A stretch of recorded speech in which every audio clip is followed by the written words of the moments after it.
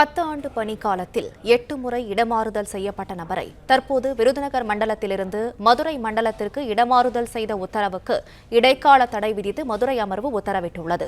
இதுகுறித்த மேலும் விவரங்களை செய்தியாளர் சந்திரன் வழங்க கேட்கலாம். சந்திரன், வணக்கம். மேலும் விவரங்களை சொல்லுங்க. வணக்கம். 10 ஆண்டு பணிக்காலத்தில் 8 முறை இடமாறுதல் செய்யப்பட்ட நபரை தற்போது விருதுநகர் மண்டலத்தில் மதுரை மண்டலத்தில் இடமாறுதல் செய்த உத்தரவுக்கு இடைக்கால தடை விதித்து மதுரை அமர்வு உத்தரவிட்டுள்ளது. விருதுநகர் மாவட்டம் அருப்புக்கோட்டை சேர்ந்த பாலாஜி மதுரை அமர்வு மனு தாக்கல் செய்தார்.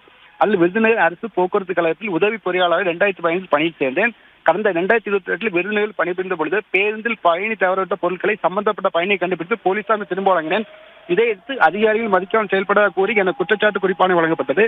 பின்னர் என்னை பணியிட நீக்கம் செய்தனர். பணியிட நீக்கத்தில் இருந்தபோது விருதுநகரிலிருந்து மதுரை மண்டலத்துக்கு இடமாறுதல் செய்தனர். இதற்கு எதிராக உயிரிழப்பு வழக்கு தொடர்ந்தேன். அந்த வழக்கில் எனக்கு எதிரான குற்றச்சாட்டு குறிப்பாணை மற்றும் பணியிட நீக்கத்தை உயர்நீதிமன்றம் ரத்து செய்தது.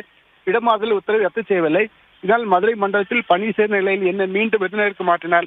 உடல்நலக்குறை காரணம் மருத்துவ விண்ணப்பித்த நிலையில் என்னை மதுரை மண்டலத்திலிருந்து திண்டுக்கல் மண்டலத்துக்கு மாற்றாமல் மீண்டும் மதுரைக்கே மாற்றியுள்ளார். என்னை ரத்து செய்ய வேண்டும் என கோரியிருந்தார். அப்பொழுது இந்த வழக்கு நீதிபதிகள் விஜயகுமார் முன்பாக விசாரணைக்கு வந்தது. அப்பொழுது மனுதாரர் தரப்பில் ஆஜரான வழக்கறிஞர் மனுதாரரை இடமாறுதல் செய்ய கோரி போக்குவரத்து அமைச்சருக்கு தொழிலாளர் முன்னேற்ற சங்க நிர்வாகி அனுப்பிய கடிதத்தின் நகலை தாக்கல் செய்தார். இதையடுத்து நீதிபதி மனுதாரர் இடமாறுதலுக்கு உத்தரவுக்கு இடைக்கால தடை விதித்து உத்தரவிட்டுள்ளனர். விவரங்களுக்கு நன்றி சந்திரன். பிளே ஸ்டோர் மற்றும் ஆப் ஸ்டோரில் இருந்து பாலிமர் செயலியை QR கோடு மூலம் பதிவிறக்கம் செய்யுங்கள். செய்திகளை உடனுக்குடன் பெறுங்கள்.